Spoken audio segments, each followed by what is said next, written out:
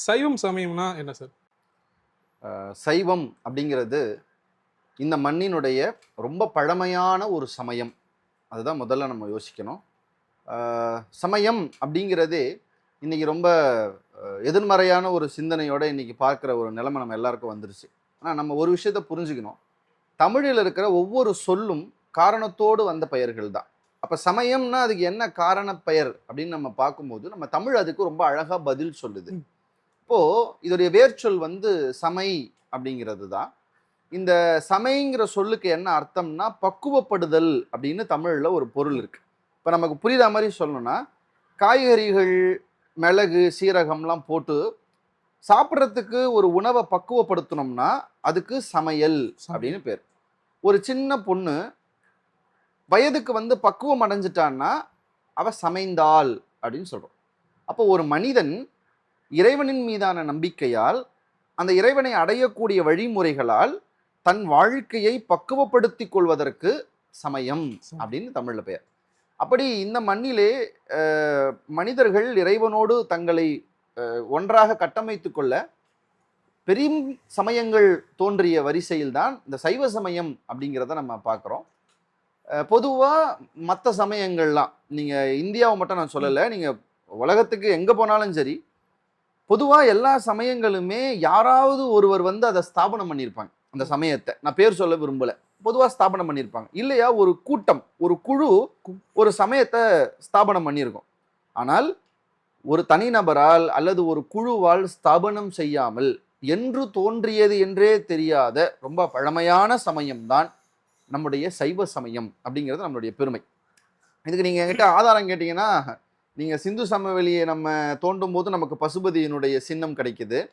நம்ம தமிழ் இலக்கியங்கள் எடுத்துக்கிட்டிங்கன்னா, பிறவாயாக்கை பெரியோன் கோயில் அப்படின்னு சிவபெருமானுக்கு கோயில் இருந்ததையும், முதல்வெளி நாட்டத்து இமயவன் கோயில் அப்படின்னு சிவபெருமானுக்கு கோயில் இருந்ததையும் நம்முடைய ரொம்ப முதல் காப்பியமான சிலப்பதிகாரமே அதை சொல்லுது. அப்படின்னும் போது அந்த பிறவாயாக்கை பெரியோன்கிற அந்த சொல்லே என்ன சொல்லுது பாருங்க, அவன் பெரியவன் சொல்லுது. கடவுள்களிலே பெரிய கடவுள், நம்ம மூல முதற் கடவுள்னு சொல்றோம்ல, கடவுளிலே பெரிய கடவுள் சிவபெருமான் தான் அப்படிங்கிறது நம்ம சங்க காலத்திலிருந்தே நமக்கு இருக்கிற நம்பிக்கை. அப்படின்னும் போது இன்று தோன்றியது என்று சொல்ல முடியாத, இப்போது கட்டமைக்கப்பட்டது என்று சொல்ல முடியாத, இவர்களால் உருவாக்கப்பட்டது என்று சொல்ல முடியாத ஆதி இயற்கையிலே இருக்கக்கூடிய ஒரு சமயம் தான் சைவ சமயம்.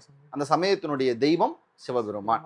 சிவன் அப்படின்னா சிவந்தவன், அதுதான் முதல் பொருள். செம்மையானவன் அப்படின்னு பொருள். சேயோன்னு சொல்றோம். சேயோன்கிறது முருகனுக்கும் பொருந்தும், சிவபெருமானுக்கும் பொருந்தும். அவன் சிவனியன் தான், சிவந்தவன் தான் அவன். நம்ம இன்னைக்கு கூகுளில் சிவபெருமான்னு நீங்கள் டைப் பண்ணாலே ப்ளூவா பாய்சனஸ்டா ஒரு உருவத்தை காட்டுறாங்க. அப்படி வரையக்கூடாது. அவருக்கு கண்டம் மட்டும்தான் ப்ளூ. ஏன்னா அவரை விஷம் குடிச்சு அழகால விஷம் தங்கினதால நீலகண்டன் அப்படின்னு பேர். அவனுக்கு கண்டம் தான் நீலம். நம்ம என்ன செய்யறோம், சிவபெருமானியே நீளமா இன்னைக்கு வரைகிறோம்.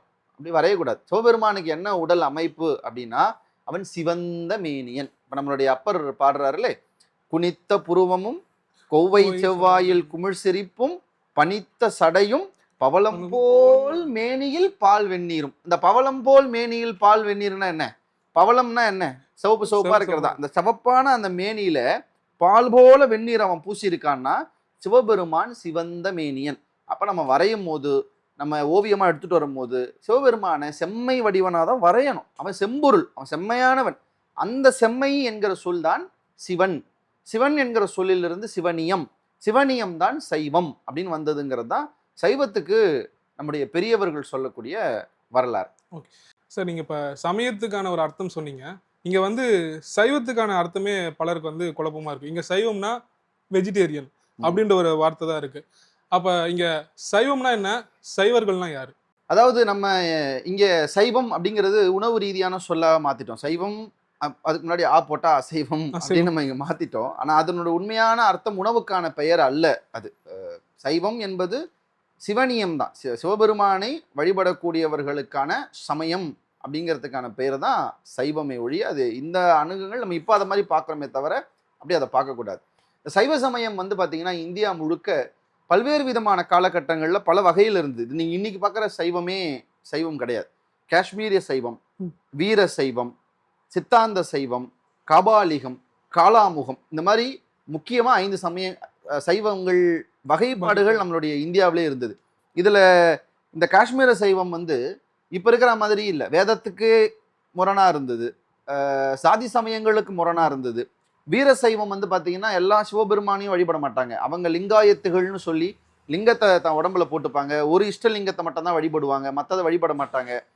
அடுத்து நம்ம சித்தாந்த சைவம், நம்ம இன்னைக்கு தமிழ்நாட்டில் தமிழ் சைவம்னு சொல்றது இந்த சித்தாந்த சைவம் தான். அதாவது மெய்கண்ட சாத்திரங்களின் முறைப்படி சொல்லப்பட்ட சைவ சித்தாந்த சாத்திரங்களை மையமாக வைத்து அதை பிரமாணங்களாக ஏற்றுக்கொண்டு நம்ம முறையாக ஆதீனங்களின் வழி நம்ம வழிபட்டு இருக்கிற அந்த முறையை தான் நம்ம சித்தாந்த சைவம்னு சொல்றோம்.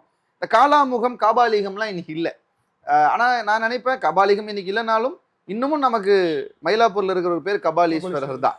இதெல்லாம் வெவ்வேறு வெவ்வேறு சைவத்துக்குள்ளேயே இருந்த பிரிவுகள் தான்.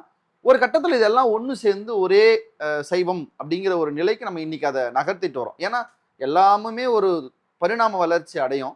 அப்படி இந்த சைவ சமயம் ரொம்ப பழைசு. அது அடைந்த பல்வேறு மாறுதல்கள், வளர்ச்சி, பரிணாமங்கள் உண்டு. இன்னைக்கு நம்ம ரொம்ப பொதுவாக யாரெல்லாம் சிவபெருமானை முழுமுதற் கடவுளாக ஏற்றுக்கொள்ளுகிறார்களோ, யாரெல்லாம் திருமுறையை வேதமாக நினைத்து வழிபடுகிறார்களோ, யாரெல்லாம் மெய்கண்ட சாத்திரங்களை முக்கிய நூலாக பிரமாணங்களாக நம்புகிறார்களோ அவர்கள் எல்லோரும் சைவர்கள். இன்னைக்கு இருக்கக்கூடிய லைஃப்ல தேவாரம், திருப்புகழ், திருவாசகம், திருமந்திரம் இது எல்லாமே நம்ம லைஃப்ல எங்க சரி யூஸ் ஆகுது? இந்த பாட்டு இல்ல இந்த பாட்டோடைய பொருள் நம்ம லைஃப்ல யூஸ் ஆகுதா இன்னைக்கு இருக்கிறதுல? அதாவது இந்த யூஸ் அப்படிங்கிற வார்த்தையவே நான் ரொம்ப வன்மையாக கண்டிக்கிறேன். ஏன்னா நம்ம எப்படி ஆயிட்டோம்னா எல்லாமே எனக்கு என்ன யூஸ் ஆகும் அப்படிங்கிற மாதிரி நினைச்சுன்னு இருக்கிறீங்க. நல்ல ஒரு விஷயத்தை புரிஞ்சுக்கோங்க. நிறைய பேர் கேட்குறாங்க, கடவுள் எதற்கு? கடவுள் மீது பாடப்படுகிற பாடல்களை பாட வேண்டிய தேவை என்ன இருக்கு? இந்த இறைவன் மேல பற்று எதற்கு? சில பேர்லாம் பைத்தியமா இருக்கிறாங்களே, அதெல்லாம் ஏன்னு யோசிச்சா நான் ஒன்னே ஒண்ணுதான் சொல்றேன். மனிதன் ஒரு மிகப்பெரிய கோழை. இந்த ஆன்மா இருக்கே, மனிதனுடைய இந்த ஆன்மா ரொம்ப பெரிய கோழை. நீங்க எவ்வளவு வீரனை வேணா காமிச்சுக்கோங்க, நீங்க ஒரு கோழை. உங்க வாழ்க்கையில ரொம்ப விரக்தியான சூழல் வரும்போது, இனிமே வாழவே முடியாதுங்கிற எண்ணம் வரும்போது, இந்த பிரச்சனை எப்படிடா சமாளிக்கிறதுன்னு நீங்க தடுமாறும் போது, உங்களை தாண்டி இன்னொருத்தரோட துணை வேணும்னு உங்களுக்கு ஒரு தேவை வரும். அந்த துணை தான் கடவுள். நம்ம யோசிச்சு பாருங்க, நம்ம வாழ்க்கையில பல நேரங்களில் சில ரொம்ப இக்கட்டான சூழ்நிலை எப்படி கடந்திருப்போம்னா, கடவுளே நீ தான் எப்படியாவது பார்க்கணும் அப்படின்னு சொல்லிட்டோம்னா, அந்த நேரத்துல அது கடவுள் செய்கிறாரோ செய்யலையோ, அவர் சரி செய்கிறாரோ இல்லையோ, ஆனா அந்த நேரத்துல நீங்க ஒரு சின்ன காம் ஆவறீங்கல்ல, ஒரு செட்டில் ஆவறீங்கல்ல, இந்த உயிர் அந்த செட்டில் ஆகிறதுக்கு ஒருத்தர் வேணும். அதுதான் கடவுள். இப்போ இந்த பாட்டெல்லாம் எதுக்குன்னு கேட்குறீங்கன்னா, இந்த பாட்டெல்லாம் அந்த மாதிரி செட்டில் ஆனவங்க பாடின பாட்டு தான். அப்பர் பெருமானை தூக்கி சுண்ணாம்பு கால்வாயில போடுறாங்க. அவர் அந்த அவ்வளோ இக்கட்டல என்ன பாடுறாரு? மாசில் வீணையும் மாலை மதியமும் வீசுதென்றலும் மீங்கில வேனிலும் மூசு வண்டரை பொய்கையும் போன்றது ஈசன் எந்த இணையடி நிழலேன்னு பாடுறாரு. நான் சத்தியமா சொல்றேன், உங்களுக்கு ரொம்ப மோசமான சூழல் வருதுன்னு வச்சுக்கோங்க, தாங்க முடியாத ஒரு சூழல் இருக்கீங்க, மாசில் வீணையும் மனசார பாடி பாருங்க, பிரச்சனை சரியாகுதான்னு எனக்கு தெரியாது, அந்த சூழல் உங்களுக்கு சரியா. அதாவது ஓஷோ சொல்வாரு, என் மீது 1000 பேர் அம்பு எய்யலாம், ஆனால் அந்த அம்பு என்னை காயப்படுத்தலாமா வேண்டாமா என்பதை நான் தான் தீர்மானிக்க வேண்டும்னு சொல்வார். அந்த மாதிரி நீங்க இந்த பாடல்கள், இந்த பக்திமை நம்ம என்ன செய்யும்னா, நம்ம எதிர்க்க நிற்கக்கூடியதெல்லாம் ஒழிக்குமான்னு எனக்கு தெரியாது, ஆனா அதுக்கு நம்ம ஆகுதி ஆகாம நம்மளை தடுக்கிற வல்லமை இந்த பாடல்களுக்கு இருக்கு அப்படின்னு நான் நம்புறேன். நீங்க இந்த பாடல்களை படிச்சவங்களை போய் கேட்டு பாருங்க. நான் உண்மையா சொல்றேன், இந்த பாடலை படிச்சவங்களை போய் கேட்டு பாருங்க. பல நாள் பசியோடு இருக்கும்போது அன்னம்பாளிக்கும் சிற்றம்பலம் பாடினா எங்கிருந்தோ கையில சாப்பாடு கையில கிடைச்சிரும். நீங்க நிறைய பேரை கேட்டு பாருங்க. திருப்புகழ் பாடினவங்க, கந்தசஷ்டி பாடினவங்க, குழந்தை கிடைச்சவங்க, இவங்க நம்ம இது நான் ரொம்ப நம்புறது, கடவுளை விடவும் கடவுள் மீதான நம்பிக்கைக்கு ஒரு பெரிய சக்தி இருக்கிறதுங்கிறத நான் நம்புறேன். இந்த வார்த்தை நீங்க எந்த ஆழமா புரிஞ்சுக்கிறீங்க எனக்கு தெரியல. கடவுளை விடவும் கடவுள் மீதான நம்பிக்கைக்கு மிகப்பெரிய ஆழமான ஒரு சக்தி இருக்குன்னு நான் நினைக்கிறேன். அந்த நம்பிக்கையை இன்னும் வலுப்படுத்துறது எதுனா இந்த தேவார திருப்புகழ் பாடல்கள் தான். நீங்க நம்புறீங்களோ இல்லையோ, கல்லோட கட்டி கடல்ல போட்டாங்க. கற்றுணை பூட்டிவோர் கடலில் பாய்ச்சினும் நற்றுணையாவது நமசிவாயவன் அவர் பாடினது சத்தியம். யாரோ எழுதின கதை இல்லை. அவர் பாடினார், கல் மிதந்தது, அவர் மிதந்து மேல வந்தார் அப்படிங்கிறது உண்மை. அஞ்சுவது யாதொன்றுமில்லை அஞ்சு வருவது ஒன்றில்லைன்னு பாடினது சத்தியம். யானை சுத்தி அவரை வணங்கிட்டு போனதுங்கிறது உண்மை. அப்போ இதெல்லாம் நமக்கு சாட்சியா இருக்கிறது, கதைகள் இல்லை, சும்மா யாரும் எழுதி வச்ச கதைகள் இல்லை. அந்தந்த காலகட்டங்களில் அந்தந்த தேவார மூவர்கள் அவர்கள் வாழ்க்கையில் அவர்கள் பெற்றதை பாடினார்கள். அப்படின்னும் போது அந்த சத்தியத்தை கையில் எடுக்கும் போது ஒரு நம்பிக்கை வருது. ஓ, இப்போ எனக்கு இந்த கஷ்டம் வந்தா நான் இதை பாடலாம் இல்லை, எனக்கு இந்த பிரச்சனை வந்தா அதை நான் பாடலாம் இல்லைன்னு, அவ்வளவுதான். இது யூஸ் எதுக்குன்னா, not for the physical body. நீங்க எல்லாம் உங்களுடைய அப்பியரன்ஸ்க்கோ பிசிக்கல் பாடிக்கோ உலகியலுக்கோ நீங்க யூஸ் தேடுறீங்க. கடவுளும் பக்தி இலக்கியங்களும் இந்த மார்க்கங்களும் உங்களுடைய உலகியலுக்கான பயன்பாடு அல்ல, அது அருளியலுக்கான பயன்பாடு. அந்த அருளியலுக்கு அது பயன்படுதா இல்லையாங்கிறத யார் அனுபவிக்கிறாங்களோ அவங்களுக்கு தான் தெரியுமே தவிர மற்றவங்களுக்கு தெரியாது. சார், இன்னைக்கு இருக்கக்கூடிய இந்த மாடர்ன் சொசைட்டியில் ஒரு காமன் பீப்புளாக நான் உங்ககிட்ட ஒரு கேள்வி முன் வைக்கிறேன். நான் ஒரு 9 to 8 வரைக்கும் ஜாப் செய்யக்கூடிய ஒரு ஆள். என்னோட ஃபேமிலி தான் எனக்கு முக்கியம். என் ஃபேமிலிக்கு காசு வேணும்னா நான் ஒன்றும் ஓவர் டைம் பார்த்து அதுக்கான காசு சம்பாதிப்பேன். என்னோட லைஃப்பில் வந்து எனக்கான நேரமே இல்லை. என் பசங்களான மொத்த நேரமும் போயிட்டு இருக்கு, சம்பாதிக்கான மொத்த நேரமும் போயிட்டு இருக்கு. நான் அப்போ எங்கே வந்து இந்த சைவத்தை படிக்கிறது, திருமுறை படிக்கிறது, இதெல்லாம் படித்தா எங்கே நிற்கும்? பாஸ் கொடுத்த ஒர்க்கோ அந்த டார்கெட் ப்ரெஷரோ இதை தான் இருக்கும். இதெல்லாம் தாண்டி இதை நான் எப்படி நான் வந்து கற்றுக்கிட்டு என் லைஃப்பை நான் யூஸ் பண்ண போகிறேன்? இந்த வீடியோ உங்கள் பாஸ் பார்ப்பாருங்களா? பார்ப்பாரு கண்டிப்பாக. அதாவது 2 சாய்ஸ் தாங்க. நான் எப்பவுமே சொல்கிறது தான், நமக்கு 2 வாய்ப்பு வச்சுருக்கேன், உலகியல் அருளியல். நீ உலகியலை அக்செப்ட் பண்ணிட்டீங்கன்னா எல்லாத்தையும் அக்செப்ட் பண்ணிக்கணும். வேலையை, உங்கள் பாஸை, உங்கள் மனைவியை, உங்கள் குழந்தைய அக்செப்ட் பண்ணி தான் ஆகும். அருளியலுக்குள்ளே போனோன்னா இதை விடணும்னா விட்டு தான் ஆகும். இல்லை நான் ஒரு கையில் என் பொண்டாட்டியும் பிடிச்சிப்பேன், ஒரு கையில் நான் கடவுளையும் பிடிச்சிப்பேன், ஒரு கையில் எங்கள் பாஸையும் பிடிச்சிப்பேன், ஒரு கையில் ஓவர் பாஸையும் பிடிச்சிப்பேன்னா அதுக்கு இங்கே இடம் கிடையாது. உங்களுக்கு 2 சாய்ஸ் கொடுக்குறோம். அதுதான் நம்மளுடைய தத்துவம். அதுதான், ஒன்று உலகியல் இல்லை அருளியல்.